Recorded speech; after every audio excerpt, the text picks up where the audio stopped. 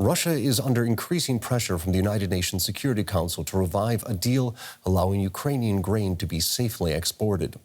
The UN is warning that millions of people are at risk of hunger from increased food prices.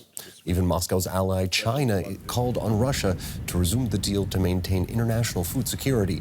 Russia has ramped up attacks on grain facilities in the Ukrainian port city of Odesa in recent days, while also carrying out live military exercises across the Black Sea.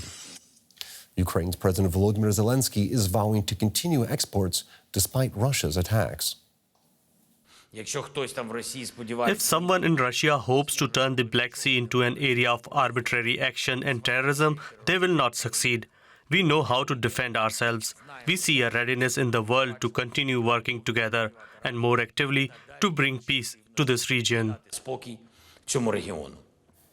For more on this story, let's bring in Mike Martin.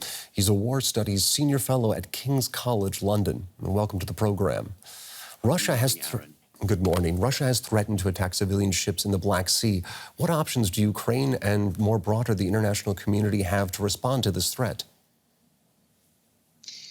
Actually, we don't have very many options. Under international law, one of the parties to a conflict is able to declare shipping in support of that conflict. So it's able to say that Ukraine is bringing weapons in through international shipping, and that allows Russia to board and search those ships. And the problem is that Russia will never have to carry out that threat. Just by threatening, the insurance market for those ships will collapse, nobody will insure them, and the flow will stop. So there's very little that we can do about that. So it does seem that Russia has backed Ukraine and more broadly the international community into a corner. Now, for their part, they claim that Ukraine is using the grain deal to launch terrorist attacks in the region. But is there any evidence for that claim? So what I think Russia means by terrorist attacks is that Ukraine is allegedly using this grain corridor to move weapons into Ukraine to allow Ukraine to defend itself from the Russian invasion.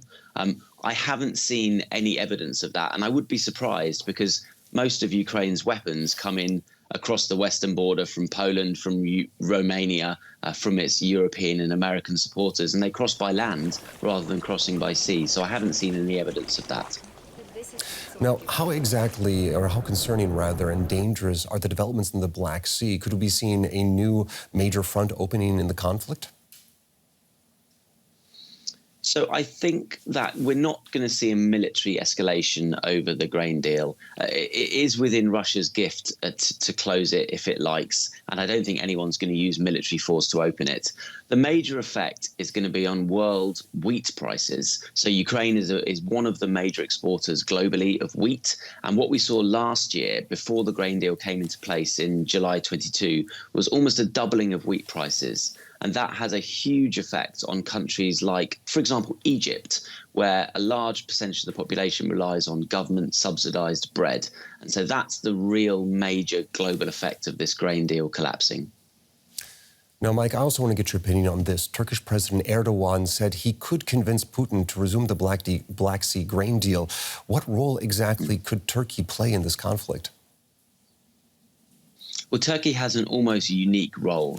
It has strong enough relationships with Russia and with Ukraine, and also with NATO, of course, which it is a member, and more broadly, the East. And so it is almost a unique player. In addition, it controls the Bosphorus Straits, where any of this grain needs to pass through in order to reach global markets. So Turkey really is the key player here.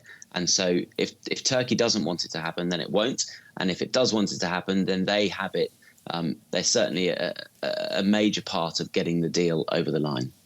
All right, I'm afraid we're going to have to leave it there. That was Mike Martins, War Studies Senior Fellow at King's College in London. Thank you for joining us. Thank you.